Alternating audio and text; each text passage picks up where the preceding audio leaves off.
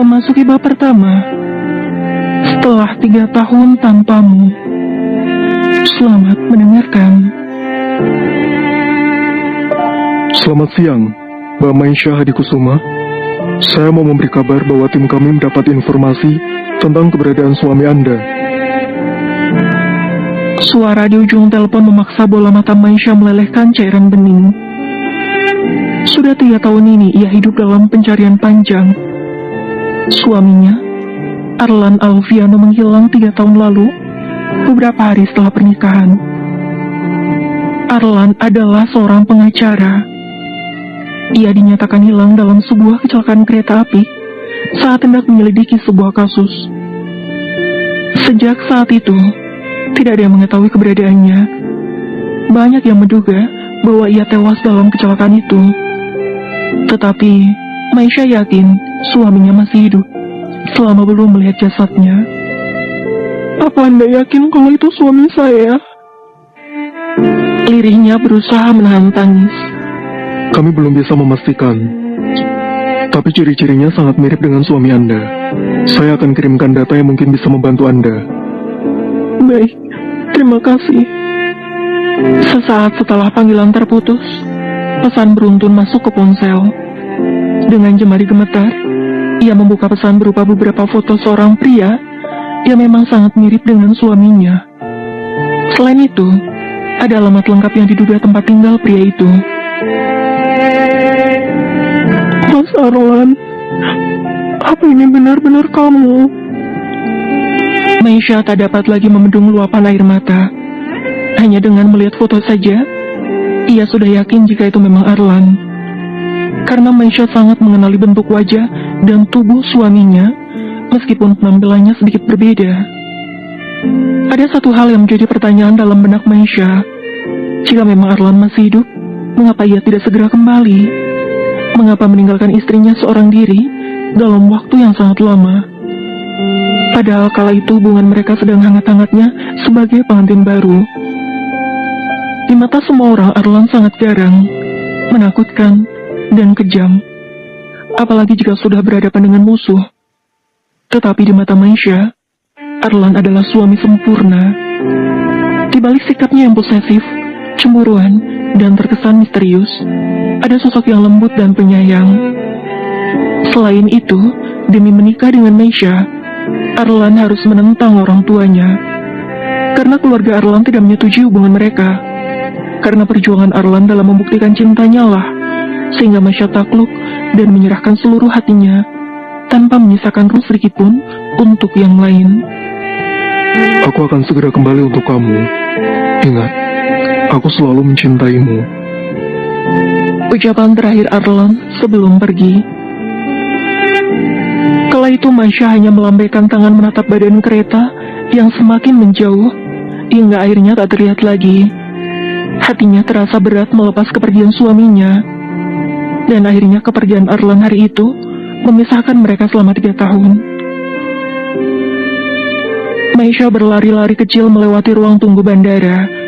Siang ini juga ia akan berangkat keluar kota demi mencari suaminya. Perjalanan pun terasa sangat lama, sebab ia sudah sangat tidak sabar untuk bertemu lelaki yang diduga adalah suaminya itu. Dan disinilah Maisha sekarang. Ia sedang berdiri di depan sebuah rumah minimalis. Sejenak ia melirik ponsel dan membuka pesan berisi alamat yang tadi dikirimkan kepadanya, demi memastikan tidak salah alamat. Maisha merasakan dadanya bergemuruh pada setiap langkah menuju pintu. Berharap penantiannya akan terbayar dengan ditemukannya Arlan. Dan ia bisa melanjutkan kehidupannya dengan bahagia bersama suami yang dicintainya. Dengan tangan bergetar, Maisha menekan tombol bel dan menunggu beberapa saat. Pintu terbuka, disusul dengan kemunculan seorang pria yang berdiri kokoh di ambang pintu. Untuk beberapa saat waktu seakan berhenti bagi Maisha. Tubuhnya membeku, bola matanya berair. Ia hampir tidak percaya dengan apa yang dilihatnya sekarang. Meskipun penampilannya jauh berbeda, namun Maisha yakin lelaki di hadapannya memang Arlan. Ia dapat mengenali setiap pahatan sempurna di wajah suaminya itu. Gadis wajah yang tegas, bibir tipis, hidung mancung dan sorot matanya yang tajam. Mas Arlan, ini benar kamu. Perlahan kakinya melangkah maju. Tangannya mengulur hendak menyentuh wajah lelaki itu. Tak dapat menahan kerinduan lagi, Maisha langsung menabrak tubuhnya pada sosok tubuh itu. Memeluknya erat, isak tangis pun mulai terdengar. Kenapa kamu tidak pulang? Apa kamu tahu? Aku sudah lama mencari kamu, Mas. Bukannya menyambut atau sekedar membalas pelukan, Arlan malah mendorong Maisha hingga tubuhnya mundur beberapa langkah. Lelaki itu menatap penutannya dan tampak bingung, seolah wanita di hadapannya adalah orang asing. Maaf, kamu siapa? Maisha tersentak. Mendadak tubuhnya terasa meremang. Mas Arlan, aku Maisha, istri. Ucapan Maisha langsung menggantung karena kemunculan seorang wanita dari dalam rumah. Jantungnya semakin bergemuruh saat wanita itu bergelayut manja di lengan suaminya, dan disambut Arlan dengan melingkarkan tangan di pinggang dengan mesra. Sayang, siapa yang datang? Sambil memperhatikan wanita berpenampilan serba tertutup dengan hijab menutupi kepala. Tidak tahu. Apa kamu kenal? Malas Arlan. Maisha terpaku memandangi Arlan dan wanita di sebelahnya secara bergantian. Tanda tanya menghantam pikirannya bertubi-tubi. Kenapa perempuan ini memanggil suamiku dengan sebutan sayang? Dan kenapa mereka terlihat sangat mesra? Pandangan Maisha menyisiri tubuh wanita itu dari ujung kepala ke ujung kaki. Sebagai seorang dokter kandungan, Maisha dapat melihat bahwa wanita di hadapannya tengah mengandung meski perutnya masih terlihat rata. Mas Arlan, dia siapa? Dalam keraguan, Maisha memberanikan diri bertanya. Sepasang alis tebal Arlan saling bertaut membentuk busur panah. Ia terlihat semakin bingung.